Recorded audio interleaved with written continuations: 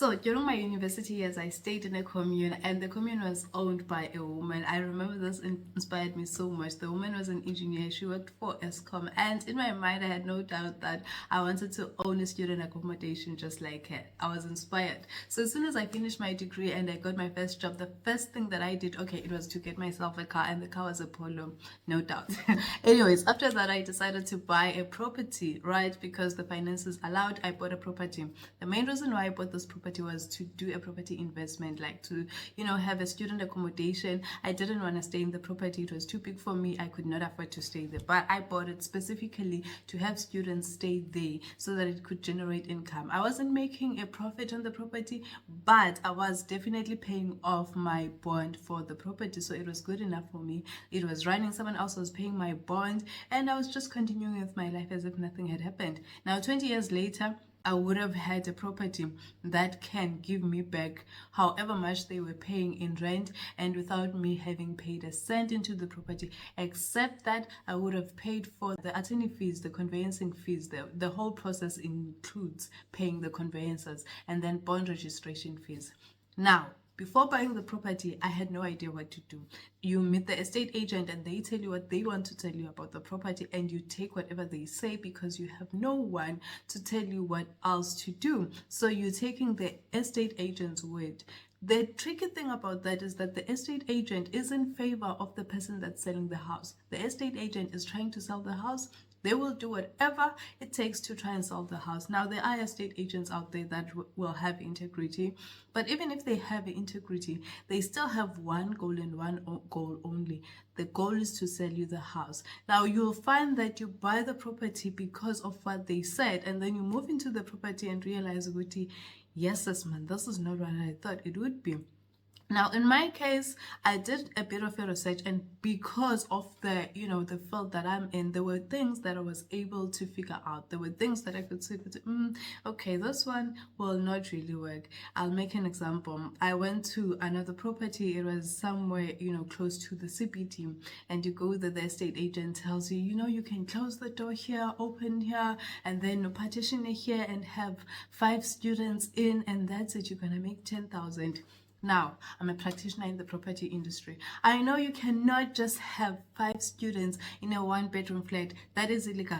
That is overcrowding. You can't do that. Now, if I was someone who did not know this, I would have seen the vision. The estate agent shows me the vision. I would have seen the vision, and I would have bought the property based only on the word of the estate agent. So as much as we need estate agents, what do we need them for? We need someone to facilitate, the process between the buyer and the seller. I mean, it can be too much for the seller, especially to try and advertise the property, get people to come and view the property and all of that. But as a buyer, you must understand that an estate agent is not really on your side. The estate agent is on the seller's side, not on your side as a buyer. So what do you need to do as a buyer? You can do a few things. You can go online and try and Google what do I need to know as a new buyer.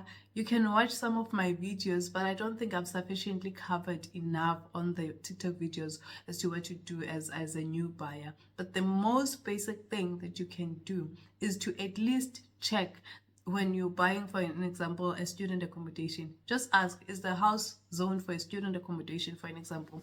Because there are areas where they'll allow you to have 5 people renting the house, right? It's called a boarding house. So in some areas they'll allow you to have 5 people staying in the house. They have no problem with that. But in some areas they'll tell you no. Before you can get anyone to rent anywhere in your property, you need some form of a consent from the municipality. Now, you don't want that. When you've just invested in a property, that is not something you want to hear. That is not something that you want to do. You want to know before you buy what that property can do for you. And that's what I'm going to be covering basically on this videos. I'm going to be talking about stories of people who've been banned in the property industry. Even if it wasn't through an estate agent, any property related issue that people have come across, so that through other people's stories you can learn, you can know what to do and what not to do. I hope that information will help. Back to me buying a property. Yes, I eventually bought the flat. It was a 2.5 bedroom flat, and I rented the flat out. I could fit in five people. How did I know that I could fit in five people? It was there on the rules of the body corporate. It stated that I could have five people in the flat because it was a 2.5 bedroom flat. It was stated, I didn't just decide because the flat is big, I can fit in five people. It's because the rules allowed for me to put in five people in that flat, right? So I did that for a couple of years until COVID hit, and then schools closed. Students were no longer staying in dresses, and so I had to let go of the property, and that is a story for another day. So yeah, my investment was all gone. Boom. But in that process, I also got to be this person that was selling the property. So there's always a bright side. So even though I was losing my property, but I got to now experience being on the selling side of the coin. And yeah, I went through the process of selling the property. It was my first time selling a property, and I got to see, okay, what does it mean for you as a seller to sell a property, and the stress that comes with it and all of that.